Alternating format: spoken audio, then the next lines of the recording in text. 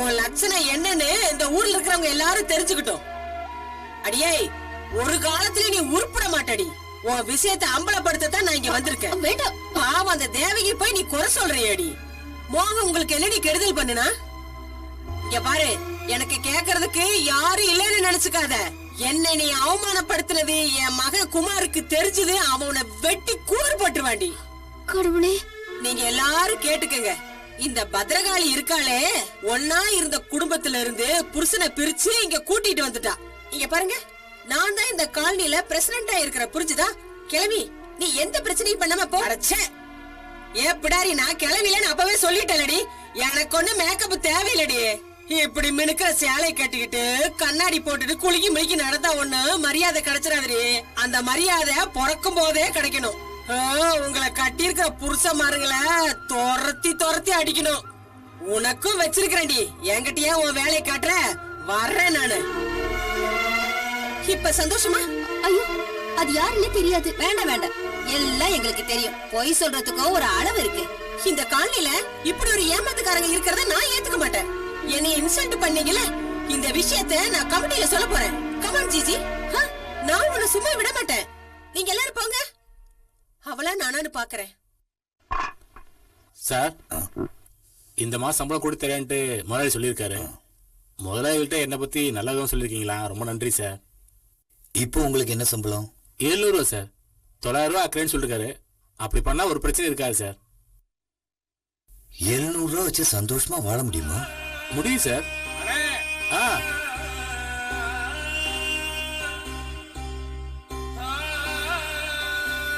39 ரூபா கம்மியா இருக்கு.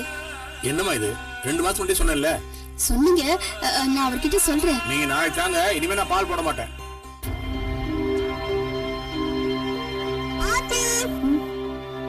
Auntie, are you free now? Hey? Are you interested in video games? I'm getting so bored, you know. Shall we play? Busy. Kitchen. Cooking. Please, Auntie. Busy.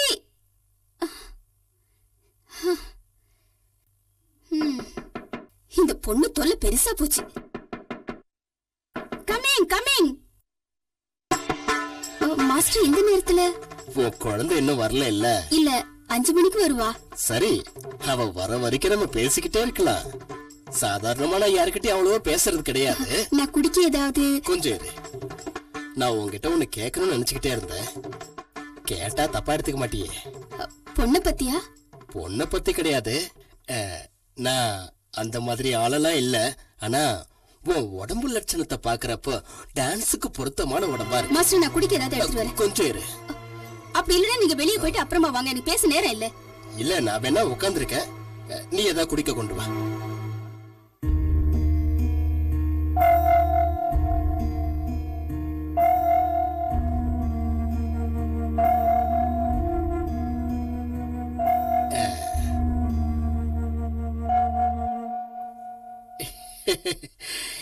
என்னால அங்க தனியா இருக்க முடியல. உங்களுக்கு என்ன வேணும்?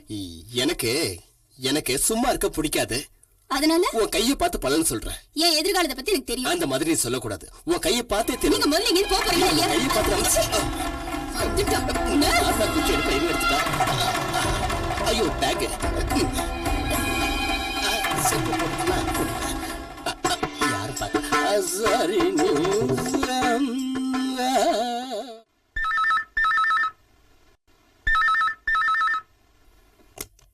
ஹலோ. ஆமா ஆமா, நான் இப்ப சமையல் வேலைய பாத்துக்கிட்டு இருக்கேன். நீ போய் பக்கத்து வீட்டு பொண்ணை கூட்டிட்டு வர சொல்ற? அதெல்லாம் முடியாது. சுலோ, நீ வெளியே தானே போற? அந்த காஞ்சனாக்கு போன் வந்திருக்குன்னு சொல்ல. ஓ சாரி தங்கம், நான் லெஃப்ட்ல போறேன். பியூட்டி பார்லருக்கு டைம் ஆயிருச்சு. ஐ எம் சாரி தங்கம். அப்படிதான் சரி. யார் இது போன்ல? இன்ஸ்டால்மெண்ட்ல கொடுத்தவன். நீ இல்லாத போது 2-3 வாட்டி அவளுக்கு போன் பண்ணியிருந்தான். வாஷிங் மிஷின், ஃப்ரிட்ஜ் இதெல்லாம் வாங்கி கொடுத்து நான் தான். அதுக்காக நான் என்ன பண்ண முடியும்? அந்த ஆள் 2-3 தடவை என்னைய போன்ல கூப்பிட்டு கேட்டாரு. ஓகே தங்கம், நீயே அவளை கூப்பிட்டு கொடுத்துரு. ஐயோ, பொரியலுக்கு காய நறுக்கணும். ப்ளீஸ் தங்கம், சொல்றது கேட்டுக்கோ. ஓகே, இதோ இப்ப கூப்பிடுறேன். ஹலோ, எனக்கு என்ன வேற வேலை வெட்டில நினைச்சீங்களா? சும்மா சும்மா உங்களுக்கு போன் பண்ணிட்டு எனக்கு வேலையா? வாஷிங் மிஷின் ஃப்ரிட்ஜ் எடுத்துட்டு போகும்போது எவ்வளவு சந்தோஷமா போனீங்க. அதெல்லாம் எங்களுக்கு சும்மா கிடைக்கும் நினைச்சிட்டு இருக்கீங்களா? அது என் வீட்டுக்காருக்கு ஆக்சிடென்ட். எனக்கு அது தேவையில்லை. ஆக்சிடென்ட் ஆகுதா சாவறாரா அதெல்லாம் உங்க பிரச்சனை. இந்த மாசம் இல்ல, அடுத்த மாசம். உங்களுக்கு மான வருஷமே இல்லையா? நீங்களும் மனுஷன் தானே. நான் எத்தனை வாட்டி சொல்லியிருக்கேன். உங்க வீட்டுக்காராவது இங்க வந்து என்கிட்ட சொல்லிட்டு போலாம் இல்லையா? அது நாளைக்கு என் ஹஸ்பண்டோட இங்க வரேன். வேண்டாம், இனிமே அவரு வேண்டாம். காசு தரத்துக்கு முடியலன்னா நீங்க போதும்.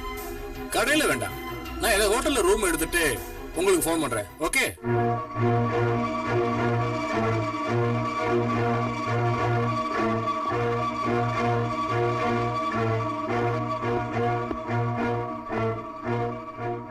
யார் இங்க இருந்து என் வைஃப்க்கு போன் பண்ணது?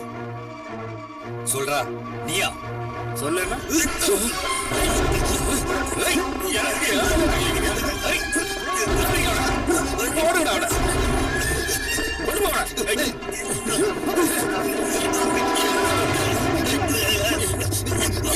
கை வைக்கிறேன்.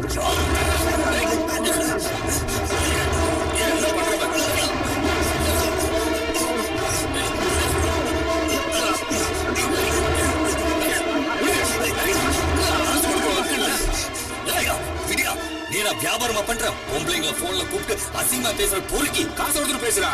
தரேன்டா, தூக்கி எறியற உன் காசை.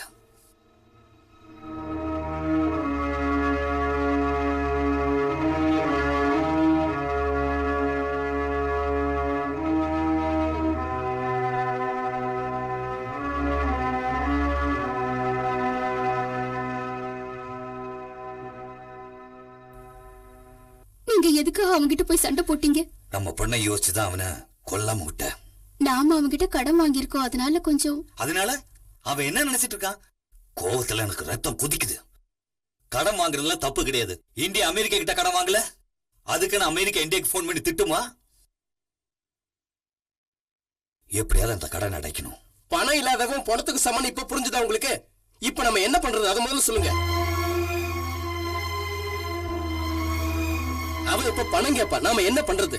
சார், 1000 குடம் பால்ல 1 குடம் தண்ணி கலக்கறதுல எந்த தப்பும் கிடையாது. அதையே நீங்க பெருசா எடுத்துக்கிறீங்க. நாம இப்ப உடனே போய் தாமோதரனை பார்க்கலாம்.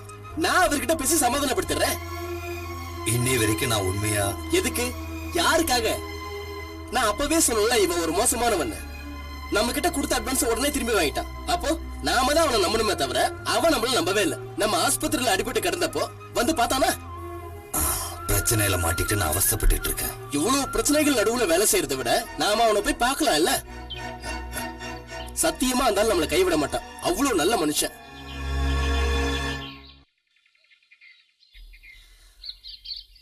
சாருக்கு கஷ்டம்னு சொல்லி நான் உதவி செய்யலன்னா நான் ஒரு மனுஷனா? இந்த வேலையை நீங்க முன்னாடியே செஞ்சிருக்கலாம். அது எப்படி? அப்ப வந்து சாரு சத்தியம் தவறாத ஆபீசரு. இப்ப கஷ்டம் வந்த உடனே சத்தியத்தை நம்பி பிரயோஜனம் இல்லைன்னு புரிஞ்சுக்கிட்டாரு.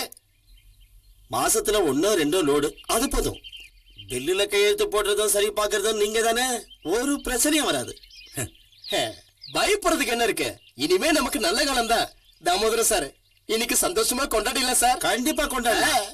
என்ன சார், நாம எல்லாம் ஒன்னா போலாமா? இத பாரு, கேசினோ பாருக்கு சார கண்டிப்பா கூட்டு வந்துரு. பார்ல வேண்டாம் சார், அங்கெல்லாம் போடாத பிரச்சனை வரும். நமக்கு தான் இவ்வளவு பெரிய இடம் இருக்குல்ல. சும்மா கோழியை வாங்கி தகுதுன்னு வறுத்து சந்தோஷமா கொண்டாடிடலாம். அது மட்டும் இல்ல, லோடு ஏத்துறானுங்களே வாசு சுப்பிரமணியம், அவனையும் கூட வச்சுக்கலாம். அவனுங்க நம்ம கையில இருக்கிறது நல்லது தானே. அவங்க எல்லாம் எதுக்கு சேர்க்கணும்? கண்டிப்பா கூட இருக்கணும்.